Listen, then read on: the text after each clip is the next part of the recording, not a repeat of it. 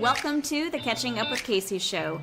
If you are tired of chasing buy-in, frustrated with teams who can't seem to get on the same page, or over the constant struggle of holding people accountable without micromanaging, this is the show for you.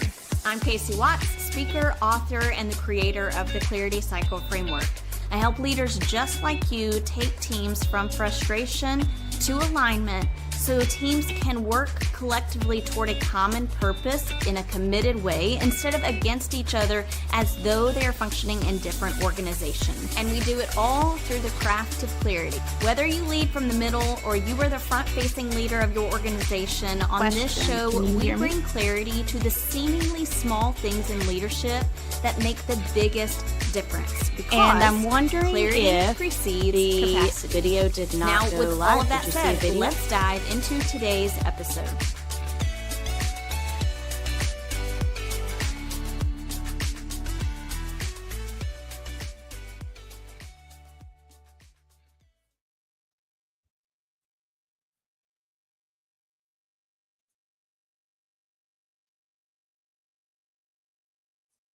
All right. Are we live? Can you hear me, NaTasha? I can. Good evening. Okay, guys, I'm going to go ahead and tell you. I am having the most difficult time with this podcast platform, this live stream, which I'm going to have to reach out to the people who have this platform and say, we got to make some adjustments. Now, it totally could be on my end. You know how that sometimes happens where you're like, it's them, and it is totally you. It could be me. But if you noticed a long period of silence, sorry about that. We're glad that you are here with us, though. And tonight's episode is all about those major instructional shifts that happen in schools, districts, or campuses, and how exactly you can respond as a leader. And I am joined with Dr. NaTasha Crain. She is the Assistant Superintendent of Marshall ISD. NaTasha, welcome to the show. Thank you for having me. Yeah. So tell us a little bit, Dr. Crain, about the work that you do and a little bit about who you are as a leader. The work that I do is enormous. It's enormous, first of all. I am the Assistant Superintendent of Curriculum Instruction and Assessment here in Marshall ISD. And so I supervise all things instruction, all things academic, all things assessment.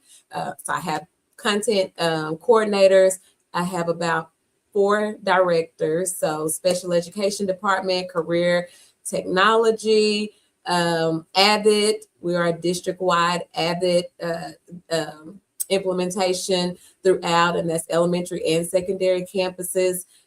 I also oversee accountability, so all of our local and state assessments, fine arts, PE, STEM, GT, you name it.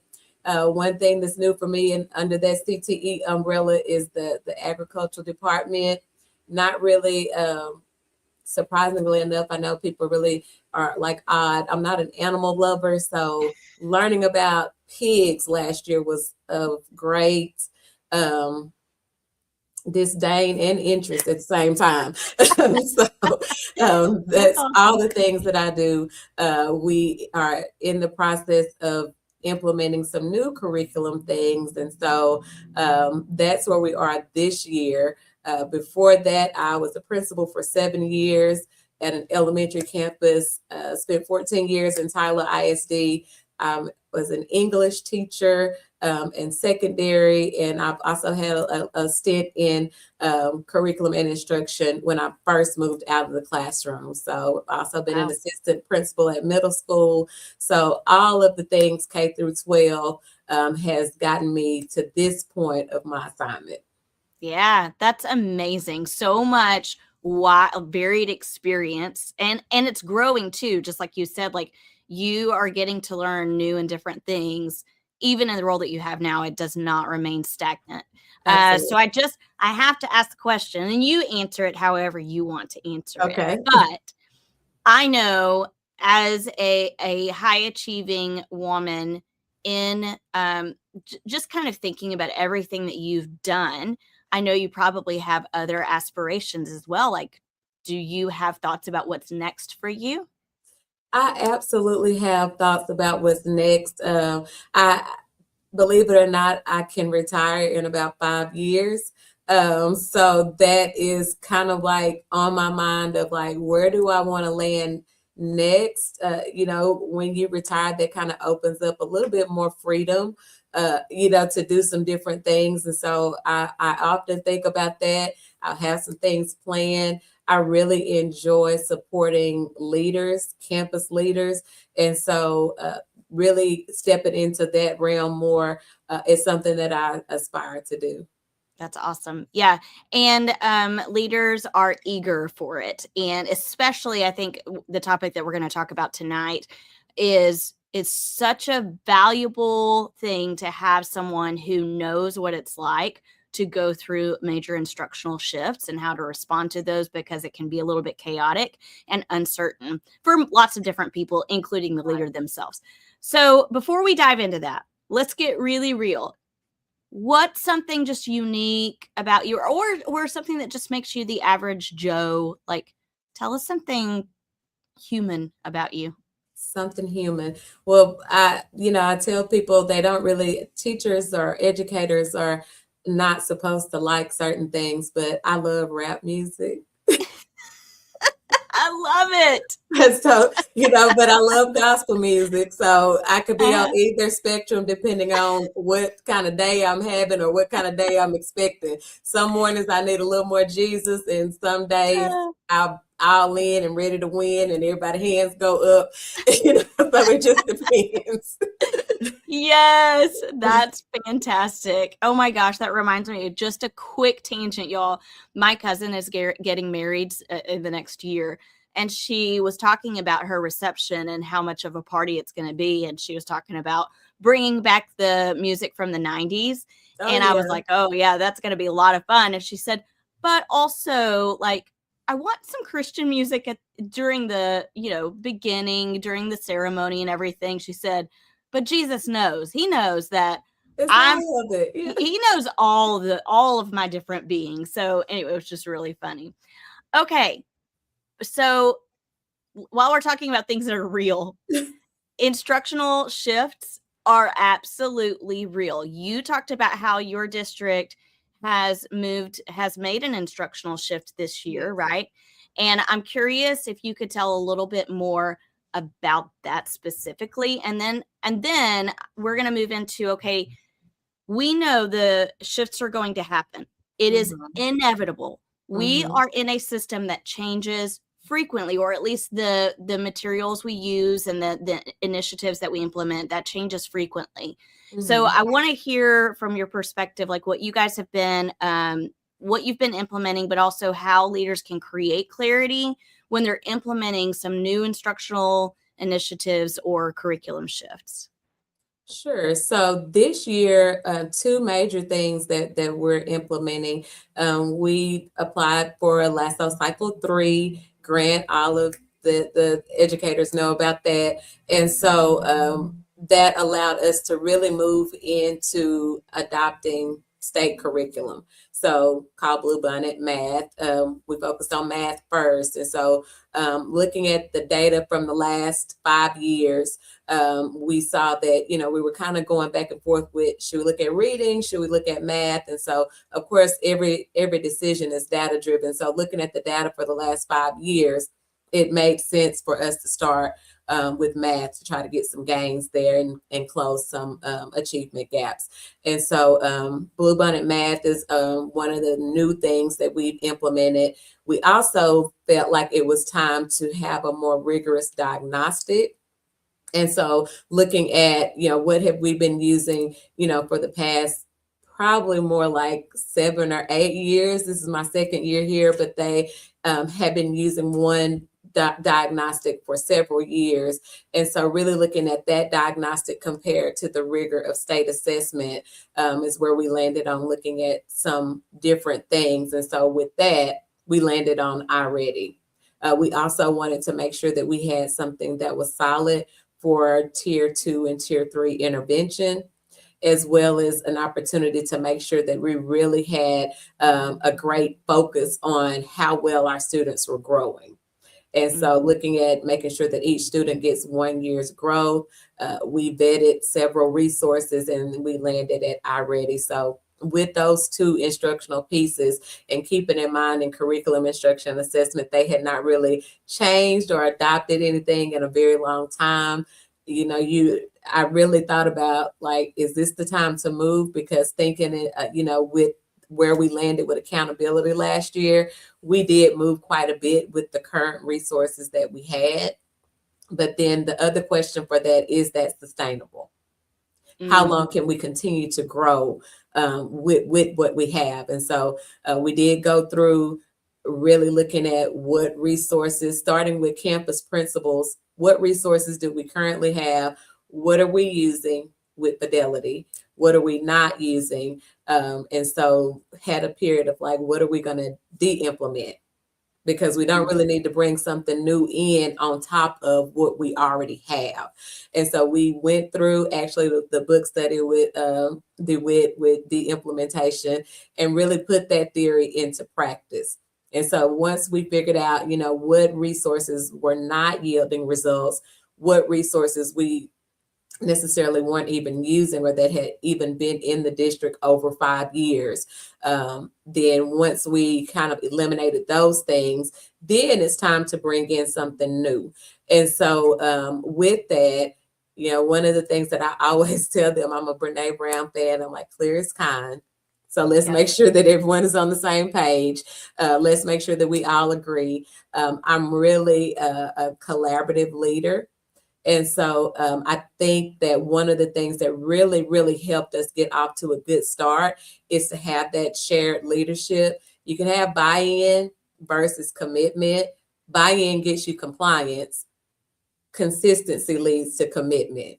And so we want to make sure that, we're going to be committed to these things that we say that we're going to do. So we did focus groups, information sessions, we vetted resources, we made rubrics. People voted. So we selected resources that were the people's choice, per se. And so that means, that everyone was on the same page and, the majority are coming to a consensus with some of these things. And so that has really made just, a huge difference when you look at the resistance or non-resistance to change. They use Noster's model at Region 7 quite a bit. And it's like, what's missing? Is it the vision? Is it the skills? What's creating anxiety? What's creating uncertainty? And so a lot of the other districts are like, our teachers just, they're not really moving or they're not really open to change. Well, because we selected the people's choice, pretty much everyone is on board. And so, that's the path that we chose to implement something new, because change is hard, especially if you haven't done that in a very long time. There's a lot of anxiety. There's a lot of uncertainty, teacher capacity, leadership capacity for that matter. You have to consider all of those things. Yeah. Yeah, man, there's so much good stuff that you mentioned in that. You talked about how you did a book study on the book de-implementation. Who's doing that book study with you? Like, who do you pull in for that book study? So in our monthly principals meetings, part of the agenda is a book study. So our principals are reading those books that we select from year to year. And then, of course, if some of them choose to take that to their campuses, if they feel like they can do that with their leadership team or just a core group of staff on their campuses. But for the most part, our book studies are led, we do those in our principals meetings. And so this year, the book that was selected was The Craft of Clarity. And so now that we've de-implemented some things, now we want to be sure that we are communicating effectively the expectations for, I'm going to keep saying, the people's choice. So what are those expectations, and how do we make sure that we are really being clear so that we can move from buy-in? Because right now it's buy-in. We move from buy-in to commitment. Yes. Oh, girl, preach it. Like, but I mean, mic drop right there. Buy-in to commitment. And one of the things that I've been talking about a lot lately is just transferring the ownership of goals or transferring the ownership of the initiatives that you have from your leaders to your teams. And if you cannot live out the clear as kind value statement, then it's really next to impossible to shift that ownership and move from buy-in to commitment. So I love, love, love that you keep bringing it back to that. And I just imagine too that that's probably something you as a superintendent or assistant superintendent are continuously sharing or vision casting to your leaders that you work with. Yes. We're also, our service provider with this new curriculum is Region 7 Educational Service Center. And so with that, we're also going through Texas Instructional Leadership. And we just finished the cycle with observation and feedback. And how do you communicate, seeing the gap, naming the gap, and then what are you going to do about it? And all of that is really evolved around effective and clear communication and having those high expectations. You can have high expectations and not really see an impact or your results because you have gaps in your communication. As you state in your book, you have to paint done. What does that look like? And that was really something that was eye-opening for me, because done for me may not be done for you. And so, those expectations and taking it back to the instructional component of that's why it's important to have an exemplar or a model so that they can see that clear expectation of what painting done or being finished or being mastery really looks like. Yes, that's awesome. Okay, now let's get even more real. What do you feel like are some common pitfalls that leaders face when they're trying to communicate expectations, especially across a system? So what I normally see is too many things happening. So, it's a huge endeavor for us to implement new curriculum and new diagnostics. And so really narrowing that focus with what do we really want to accomplish? So what's the end goal? So when you fail to state the why or the end goal first, and then give them the path of how you're going to get there, then it's too many things all at once. And so it's like you can't see the forest for the trees, that whatever that saying is. And so when you have too many initiatives going on, which is the importance of also de-implementing. Like we couldn't have the two diagnostics going on at the same time, or we couldn't say, okay, we're going to implement this curriculum, but you can still use some pieces from XYZ. And so really making that focus narrowed as much as possible, bite-sized instructions, bite-sized steps, so that they can actually stamp their success and see that they're working towards that end goal. I also think your message across the board is a top-down approach. So the message across, when you have inconsistent communication, or, from the district, they said this, but, my principal said we're going to do it this way, or, from grade level to grade level on the campus, well, third grade, they're doing this, but this works better for us to do it this way in fifth grade. And so when you have like inconsistent communication, inconsistent messages, among leaders and even among, teachers, and then, you inspect what you expect. And so when you do walkthroughs or when you're talking about instruction, it has to be aligned. And so if you're saying that we're doing all these initiatives and you never go in and you never check on it, you never spend time in PLCs, then there's a disconnect. And so then what are teachers doing? They're saying this too shall pass. Yep. And they're waiting on the next thing. And so yes, they are. And I think, just the way you communicate and invite teachers in. So sometimes teachers feel like you're talking at them and not to them. Why, they're the ones that's the boots on the ground. So the success of what we're implementing really depends on the teachers, no matter, how good we think we are as leaders. So you have to include, it has to be all stakeholders. Yeah, man. I was thinking about that the other day. I was working with a school who they weren't working within, you talked about earlier how you have is it monthly or is it, I know it's periodic, like it's common that you guys meet with principals from campuses together, like they're meeting together. We meet That is monthly. so incredibly valuable. And not all schools practice that. It is not a practice that is common.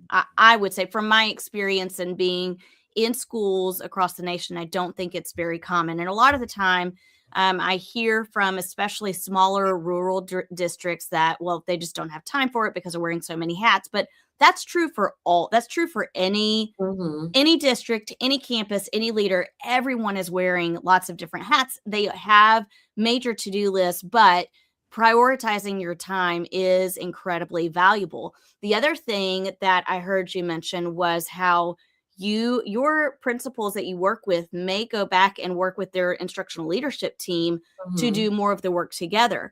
There's this sense of togetherness and team leadership that I hear coming out of your messaging that is so incredibly valuable, because we cannot go at this alone. And as soon as we do try to go at it alone, well, we're going to notice those really wide gaps in communication. Absolutely. And it's going to be hard for us to hold people accountable without micromanaging. So I love just how much you talked about the people's choice. Like, what a great phrase to lean into. I think that's been kind of a common theme is people. We should have put that in the podcast episode title. It's so good. I'm going to write it down. I'm going to coin it, Dr. NaTasha Crain, people's choice. Okay. So then you also mentioned like feedback and visibility earlier in our conversation. How do leaders build that culture where the feedback, the visibility, and that alignment that you talked about, that aligned practice, it just becomes the norm instead of something that's by chance?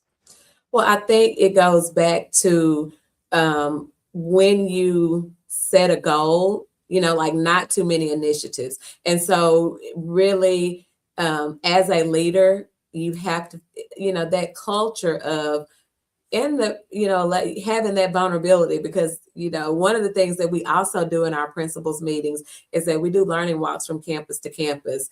And so you have to be open, because I use that as a coaching session for the principals. So, based on these classrooms, what did you see? What are some action steps? Now I want you to think about what you're seeing on your own campus, and how are you going to take what we've talked about today back to your campus. And so it's not a, got you type of situation. It's not a, this campus is doing better than the next campus. It really, you have to create a culture of learning.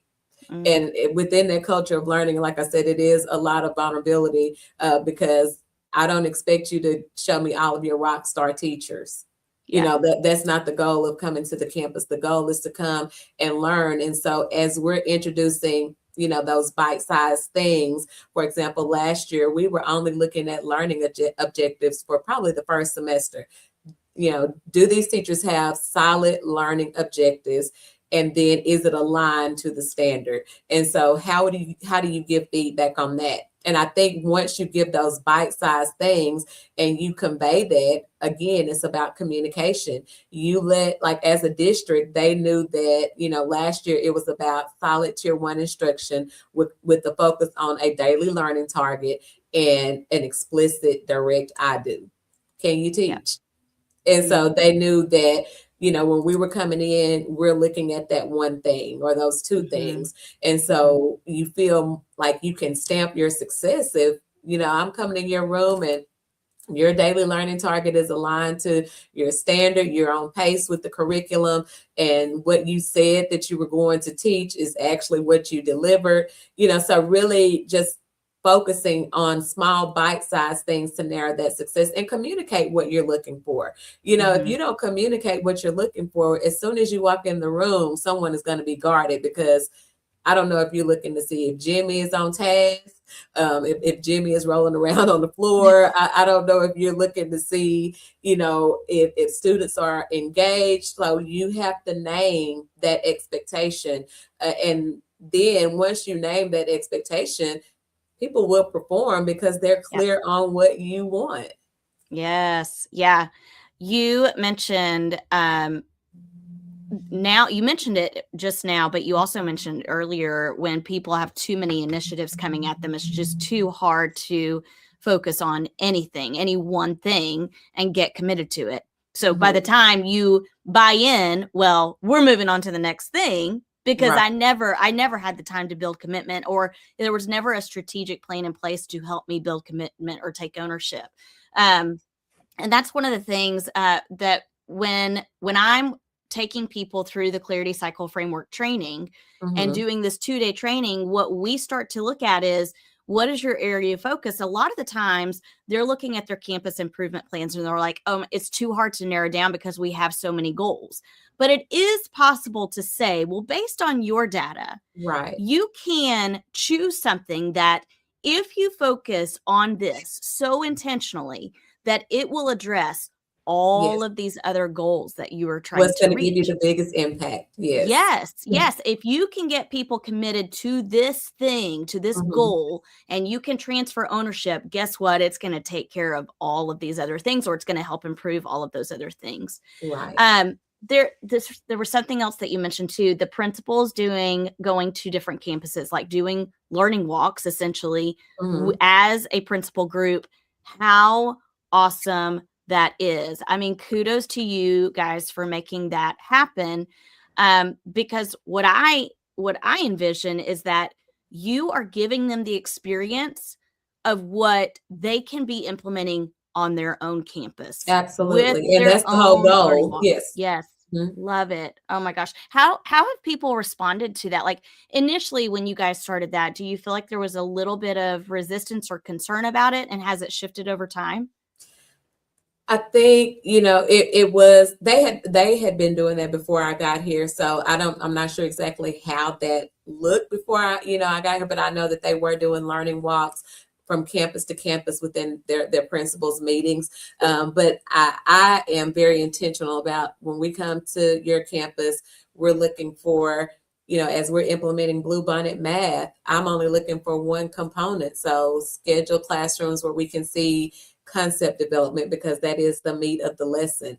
And so, they know what we're looking for. And I don't mind them sharing that with their teachers. Like, this is the schedule, and we're coming to see how you have implemented concept development or application problem, or, how you are ending your lesson with your exit tickets and making sure that it's aligned to the daily learning target. So, I think once you communicate and it's not a got you moment, they know what we're coming to see. So, the teachers are receptive, and they're always like, okay, what did they say? What was the feedback? And of course, it's a little unnerving when 5 or 6 people are walking in your room at a time. So we do split up in 2 or 3 groups, so that it's not 10 people walking in there at one time. But I think that communication of saying, when I come to your campus, this is what I'm looking for. And of course, communicate that to your teachers. So this is what we're going to give you feedback on for today. Yeah. As you were talking about transparency, I was like, there's got to be a way for us to create a phrase where we're thinking about things that are clear are transparent. There is a thread of transparency in that, always, with anything that is clear. Oh my gosh, this has been such a good conversation. I could keep talking to you, but I do want to ask this before we start to end our conversation. What do you feel like makes educational leadership challenging? Adults. Oh gosh, we adults are so difficult. The kids are great. That's why I'm an educator. The kids are great. But adult learning, one of the things you have to realize is, once you step in leadership, is that adult learning is so different from student learning. And so if you're not able to shift and have that mind shift, the adults will literally eat you alive. And so, I think that's something that makes leadership kind of challenging, because just like there's different modes of learning for kids, there's different modes of learning for adults, there's different capacities for adults. And so I think really And I use the word capacity all the time. I'm like, do you have the capacity for that? That sounds great, but think about your staff. Does the majority of your staff have the capacity to execute that with fidelity to get you the impact that you need? If not, we need to come back to the table and rethink that. Not saying that you won't get there yet. It's the power of yet. You're not there yet. But what are some other things that you can do? Because again, just like kids want to know that they're on the right track and stamp their success, adults want to know that they're being successful too. Adults that really care about kids and that care about making a difference in the lives of kids. They want to know that they're doing right by their students. They want to know that they're growing kids and that their kids are going to be ready for the next grade level. So just really knowing how to nurture adult learning is something that's challenging, and it varies from campus to campus. It varies from year to year. It varies from situation to situation, depending on what's going on those campuses, what culture they already have, what culture they're trying to create, what culture they're trying to eliminate sometimes. And so, just really focusing on like, what does it look like for adult learning? I think another thing is just the whole, like you said, education is ever changing, and really, curriculum instruction assessment, you're constantly having to monitor and adjust. Standards are changing. Testing is changing. I just presented our fall benchmark data tonight at the board meeting, and it didn't really feel good to say, well, we don't know what the science cut points are. We're guessing. And so, we raised it, we took a stab at it. So, it's some of those moments of uncertainty that are, just beyond your control, but you still want to make sure that you're making the right decision and that you're doing right by kids. I always say, this is a kid's business. So if your decision doesn't start with kids and end with kids, then no matter what you're doing, you're not making the right decision. Mm-hmm. So boom. Girl. I'm curious about, you've been in education for a while, but you've held the leadership capacity in one way or another for several years too. mm-hmm. What habits or what have you done to help you stick with it? Because a lot of people burn out. Mm-hmm. What's helped? Just being, I'm really, I'm a reflective person, and I start with me. So I'm always thinking like, what am I doing that has impacted this situation positively or negatively? And I think, as a person that has that moment of self-reflection, is a moment to where I can also be vulnerable and say, I was wrong, or this is what we said and it's not working. And I think just being human and being vulnerable. Like I said, I think I'm very authentic. Sometimes I say what's on my mind the way I think it, and probably shouldn't sometimes, but like my team, they get to know me. I'm really saying that out of care, love, and sometimes concern. Because like I said, I really am about doing what's best for kids. And I think that is something that keeps me grounded and keeps me focused, because I'm really passionate about the work that I do, because I'm passionate about seeing the difference in the lives of kids. Mm-hmm. Yeah. And I think it's important to have a certain level of passion in order to be able to sustain yourself as a leader. So as soon as you start to notice that passion waning, I'm going to suggest, listeners, you just take a step back and do some of that deep reflection that Dr. Crain's talking about. Yeah, I love that. Okay. So Dr. Crain, tell our listeners where they can find you. You can find me at Marshall ISD. You can find me on social media. I'm on LinkedIn. I love to have thought leaders, thought partners. I love to collaborate. I'm always reading things. I read blogs. I listen to podcasts. I read books when I have time, but just those short nuggets of, quick articles that facilitate a great discussion, I'm all for that. So I am on LinkedIn. So just my name, NaTasha Crain, and I would love to collaborate with more thought leaders that are passionate about making the difference in the lives of kids. Yeah. And we've arranged, you told me you're going to wrap us out. Right? Oh. just kidding. Now, my other life, I do want to be a DJ, so keep that in mind. Like, I just love music so much. Oh my gosh. In the other life, I'll do it for you. Okay, that sounds good. All right. Thank you so much for joining me. This has been great. Thank you for having me. It's been a great time. Okay, guys, we will catch you in the next episode. Bye. Hey, listener, I am so honored that you listened to today's episode, and I hope you gained something valuable from it. I'd also be honored if you did me 3 solid favors. First, subscribe to this show. I've got a lot of great content coming up, and I don't want you to miss any of it. Second, be sure you're following me on social media platforms. You can find me at Catch Up with Casey on LinkedIn or Instagram. And finally, if you are looking to book a dynamic and relatable speaker for your next event, conference, or retreat, I would love to bring a message about how the craft of clarity makes a significant impact on both leadership and life. Until next time, always remember, clarity